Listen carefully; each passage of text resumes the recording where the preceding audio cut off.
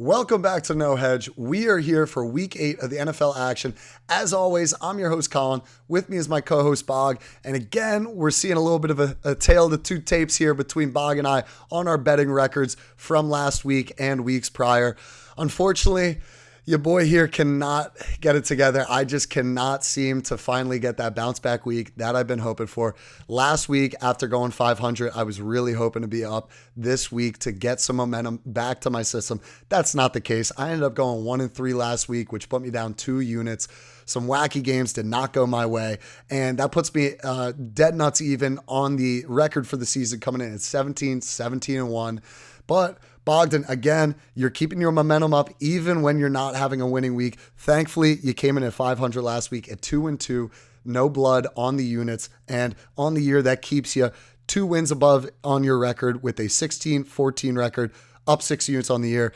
And you know, based off the fact that you've been the better gambler on this show, I think you should just take it away for our recap last week. Tell us how you're feeling. Please steal the mic because apparently with my performance, I don't even deserve to be talking right now.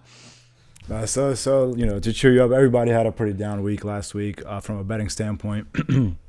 So, we came in with our first pick, joint pick on the Lions, +3. We felt pretty confident in that one, and they just got dismantled. Right? I mean, Ravens, they just outmatched them. They were clearly the better team, ran the ball down their throat. They couldn't compete. I took the Giants +2. G-Men pulled through. Huge win. That defense looks very good.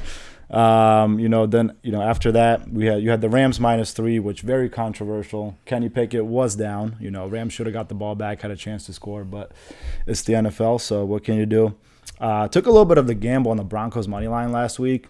Paid off. Broncos were able to pull through. Eagles -1.5. That was a huge pick for you. I know if you didn't listen, Colin had a really good analysis last week. If the Eagles start running the ball, controlling the clock, right, they can run away with this game. That's exactly what they did. And the 49ers yesterday, I mean, -6.5 against the Vikings who didn't have Jefferson. That should have been free money. I don't know what's going on in San Francisco. They lost 2 straight, so, not pretty confident in them right now. But that was the rundown, so let's go ahead and jump into Week 8. Yeah, and before we jump into Week 8, can I just say, finally I could stop calling this the Wall of Shame. Temporarily. Just for now, we could stop calling it the Wall of Shame. As you mentioned, that was a big pick for you last week. Fortunately, I did come to my senses and bet it off the show just before kickoff. I think I got it even live too, so just needed to shout out our boys, the G-Men, because it was so good to finally see them get a win under their belt because, wow, it's been a sad season, not only for me betting, but for my boys here. So very happy the G-Men pulled that through. But like you said, let's jump into our picks for Week 8. Now, I do want to preface before we start the show, you might have been used to us giving out 4 or 5 picks each throughout the last 3-4 weeks here, but right now, we really need to bounce back, and especially with how the slate's looking this week, we're really not too confident in too many games, so both Bog and I wanted to reduce the number of games that we were putting action on. I only got 2. You've got 3 this week, so just wanted to preface that before we get into these picks, because one thing is you don't want to treat this like it's gambling. You don't just want to throw your money on any game just to have money on a game. You want to be taking games that you actually feel confident in, that you actually have a handicap in, because that's the difference between the gambling versus the handicapping. You need to have an angle, need to have a read. So just wanted to preface that, but without further ado, let's jump into our first game, which is also our only joint pick of the week, Bog. We have got the Houston Texans going on the road into Carolina to play the Panthers. This game opened up at +3 for the Texans. Don't understand why that happened. And quickly, the line movement evaluated that one because that swung all the way across 0, all the way to -3. So that was a quick flip on the spread there. And the Texans are getting 63% of the bets and 85% of the money. So, Bog, start us off for this joint pick. Why do we like the Texans in this spot laying a field goal? Yeah, this is a very interesting game because, you got the first overall pick and Bryce Young playing the second overall pick in C.J. Stroud. Now, thus far, C.J. Stroud has by far been the better quarterback. He may be in a better system, maybe on a better team with a better coach.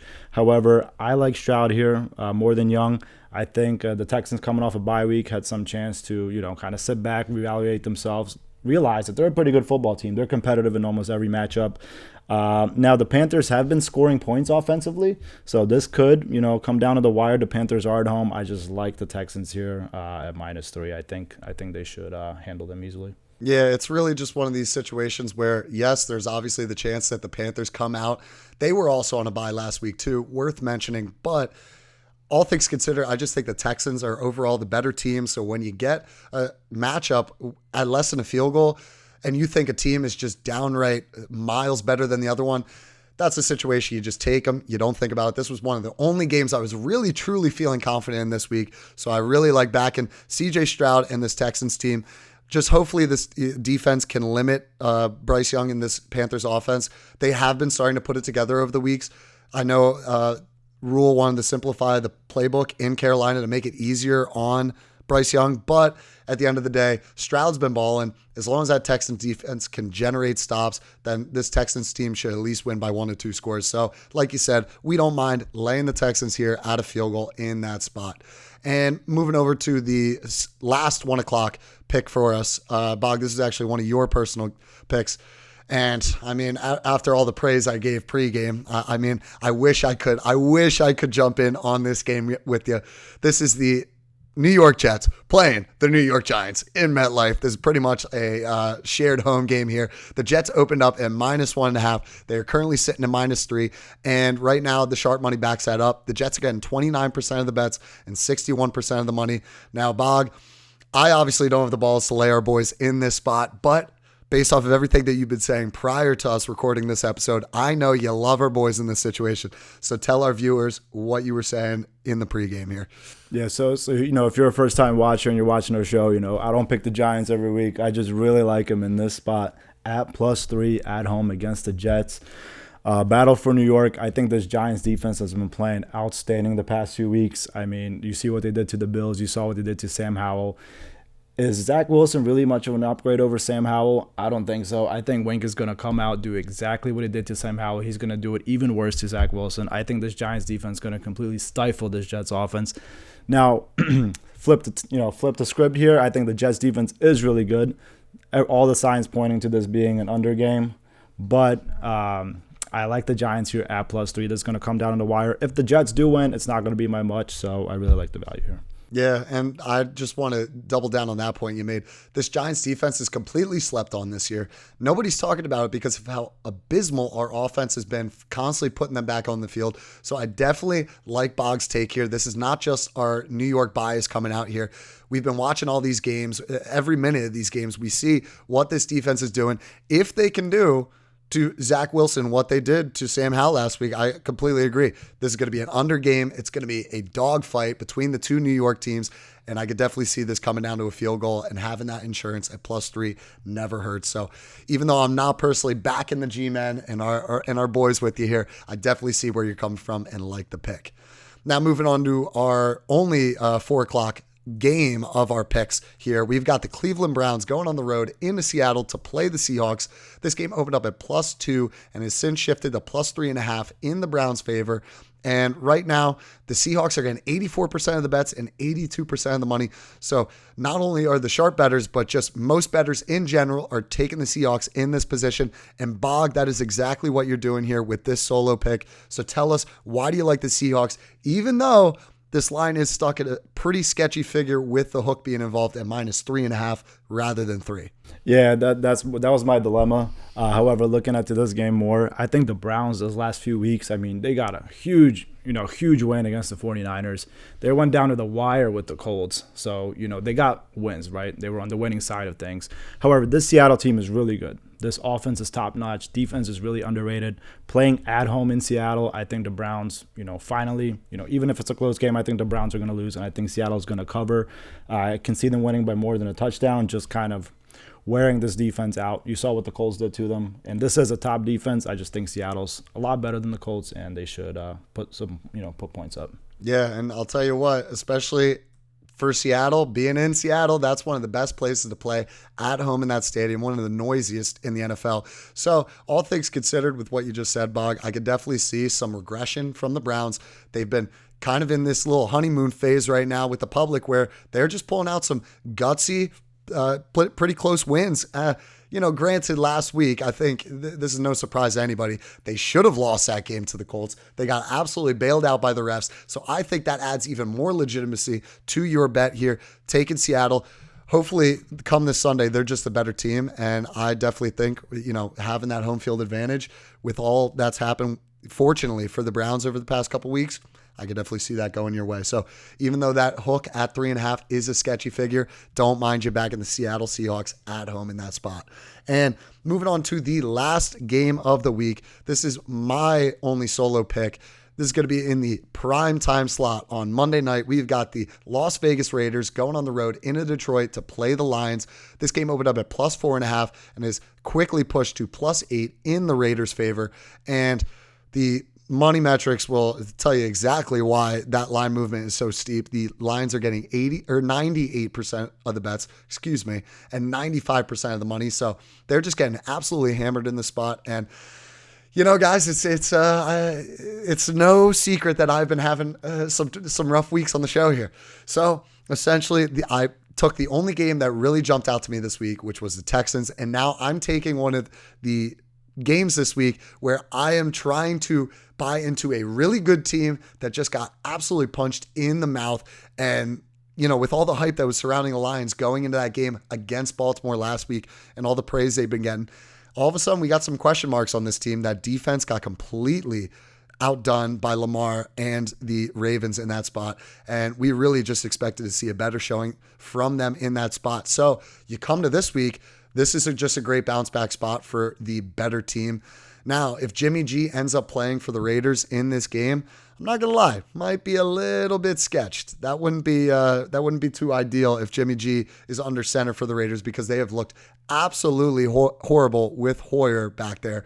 But I'm praying. I'm taking the Lions right now at -8. I am hoping that Jimmy G stays out of this contest, and Aiden O'Connell, I think that's his name, and Brian Hoyer are one of the two quarterbacks that end up starting for the Raiders in this spot. Because if that's the case, I see this Raiders offense not being able to do much. And I also see the Lions offense, which, as we know, one of the most explosive in the league, just absolutely tormenting this Raiders defense, which is one of the bottom units in the league. So even though I'm laying them past a touchdown at a weird figure here, Bogdan, what do you think about this pick? Yeah, I don't mind it. I mean, you better hope Hot Jimmy doesn't play, because, Jimmy G's the real deal for those all you haters out there. But, no, like you said, I mean, they're coming off an embarrassing loss. Good spot to bounce back. They're at home, too, and great atmosphere there. And this offense is amazing. I think this -8, yeah, it's a little sketchy, but, the Raiders, they're nothing special. Yeah, and anytime you got a team that's nothing special, usually you'll make some money fading them in that spot.